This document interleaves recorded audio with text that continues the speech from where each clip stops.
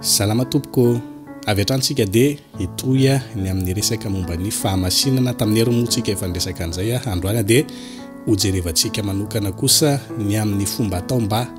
hananana anio fahamasinana io raha toka tsy nahita ny vidéo voalohany mahakasika an'izay ianao dia hozaraiko eo amin'ny premier commentaire eo ny lien ahafahanao mijery an'izay vidéo voalohany izay reto aza misy fomba ataontsika mba ahafahantsika manana an'ity antsona hoe fahamasinana ity. Teboka voalohany Tesaloniana voalohany toko 5:7 ary Andriamanitra ny fiadanana ny ahamasina anareo samy ho tanteraka ka ao karovana avokoa ny fanahinareo ny ianareo ny tenanareo tanteraka ka tsy hanatsiny amin'ny fiavian'i Jesosy Kristy tompontsika. Andriamanitra ny fiadanana ny ahamasina anareo samy ho tanteraka, zany hoe Andriamanitra afaka manamasina antsika. Dia inona zany nataontsika? Mangataka amin'Andriamanitra sika ny amin'ny hoe amasino ao. Fa rehefa zay no ataontsika dia hidina ao anatintsika ny fanan'Andriamanitra dia anamasina antsika. Teboka anankiray be izay teboka faharoa Exodus 7:20 aroa Jehova tamin'i Mosesy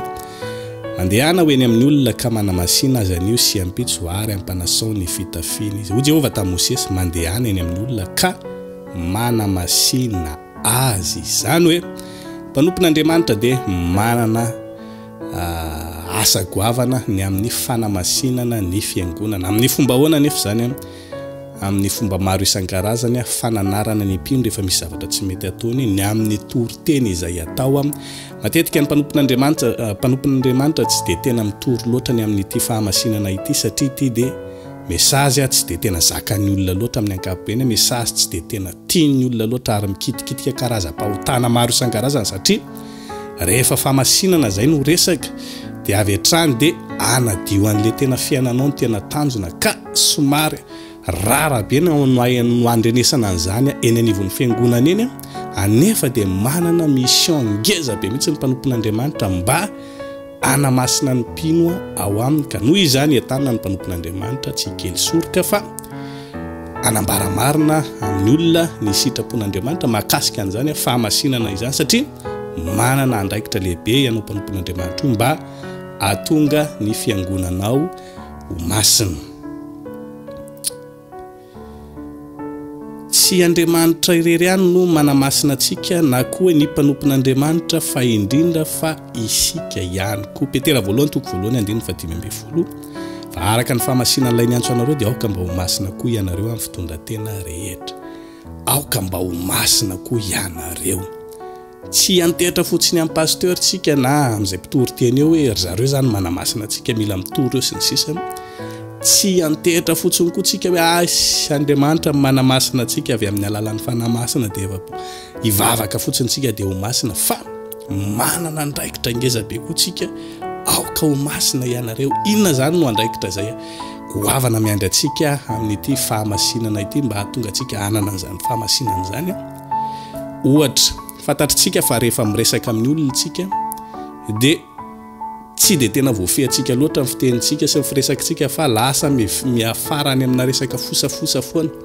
Rehefa zay ny zava-misy dia lasa tonga voaloto ny tenantsika amin'ilay fifosana olona iny tsy araka ny sitrapon'Andriamanitra zany mahatonga fahalotona zany ilay izy mahatonga antsika tsy ho masina. Noho izany fantaro ary fa rehefa zany zavatra misy dia ianao mihitsy no mametraka fepetra ho an'ny tenanao hoe non, za tsy resaka amin'olona intsony satria za lasa mifosolona foana rehefa miresaka, na koa hoe rehefa mitady andeha lavalava le resaka dia tonga dia tapahako takizay le izy. Ohatra koa no masontsika fantatritsika fa tsika mipelipelika be masontsika dia rehefa mahitahita zavatra fa mahita vehivavy mibridandridana mitanjatanjaka dia efa lasa voasarika mampita zavatra ao anatin'ny fisainantsika dia misaintsaina zavatra ratsy maro isan-karazany mahatonga fahalotona ao anatintsika zany ilay masontsika. Rehefa fantatritsika zany dia noho izany mila mametraka fepetra ho an'ny masontsika sika, mila tena hoe miezaka mihitsy tsika rehefa mahita an'izany dia tsy eo dia diniana be tena kana sentiment ela be fa tonga dia kopena dia lasa mijery tatak'izay mihitsy ilay hoe manamasina ny tenantsika satria manana andraikitra lehibe tsika. Ohatra fantatritsika ihany koa no hoe rehefa mandeha amin'ilay toerana be mpivarotena be reny tsika dia tsy maharitra mihitsy fa dia lasa tsitsidika kely ihany sy ny sisa mitondra fahaltona ho an'ny tenantsika zany la izy noho izany mametraka fepetra ho an'ny tongotritsika mba tsy hanitsaka an'ilay faritra misy an'ilay vehivavy varo tena sy ny sisa dia rehefa mandeha amin'ilay izy dia efa fantatritsika hoe reny efa fatapatatra foana mantsy hoe atsy amin'ny tsy toerana coin-coin etsy feno an'zareo reny dia tonga dia mila mivilalantsika hiarovantsika ny tongotsika mba tsy hitarika antsika ho any amin'ilay fahaltona ny dikan'izany mila mametraka fepetra ho an'ny tenantsika mbola maro be moa zany ny zavatra azontsika resahana amin'ity resaka hoe fepetrapetrakantsika ho amin'ny tenantsika ity fa tsika ihany koa dia mahafantatra tsara zany ohatra hoe tsika faingafaingan-tanana be fantatritsika tsara zany dia mila mifeny tanantsika mihitsy tsika rehefa manao zavatra tsy hoe ho tia rairay na tia alatralatra sy ny sisa mahatonga izay zavatra mahatonga fahaltona eo amin'ny fiainantsika zany dia kopentsika daholo mihitsy ny sory sanlisy fa rehefa vitantsika manao an'izay miampy ny toriteny ataon'ny pasteur any am-piangonana miampy ny vavaka ataontsika angatantsika amin'Andriamanitra mbanana antsika fahamasinana inona indray moa no akoatr'izay fa tsy ho tonga masina ho azy ilay fiainantsika ka reo misy teboka telo ngezabe miankina amintsika avy amin'Andriamanitra avy amin'ny mpanompon'Andriamanitra reo dia mahatonga antsika ho tonga ho olo-masina na anana ilay fiainana feno fahamasinana ka etanitsika mba ezaka ny amin'izany azavatra izany averina ihany eo amin'ny Hebreo 12:7 raha resahany tony resaka tony tsy hoe zavatra tsy mistika ihany koa fa mitarika antsika ho any an-danitra mihitsy ny fananantsika fiainam-pahamasinana mezao izy mitady fihavanana amin'ny olona rehetra ary fahamasinana zay tsy manam-pahamasinana dia tsy ahitany tompo rehefa tsy manam-pahamasinana antsika aza manantena mihitsy zantsika ny ahitany tompo rehefa misy fahaltona zany eo amin'ny fiainantsika na dia kely aza manantena mihitsy no tonga any an-danitra noho izany aza mamita tena amin'ity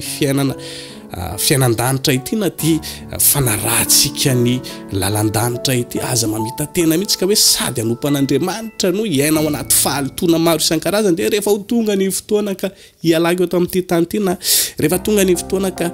ho faty ahako dia anaova ny mpanompon'Andriamanitra vavaka ho fampakarana ny fanahiko na hoe ny fianakaviako no hivavaka hifona ao anany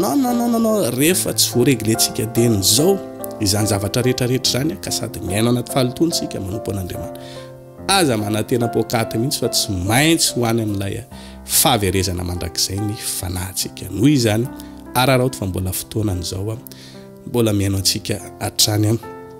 Andriamanitra ny amin'izay fibebahana ataontsika rehetra eny ary zay no masakazona tolotra tamin'ity anio ity metraka ny veloma mandra-peona mandra-pitafa ho amin'ny video manaraka indray samia rotahin'Andriamanitra veloma tompoko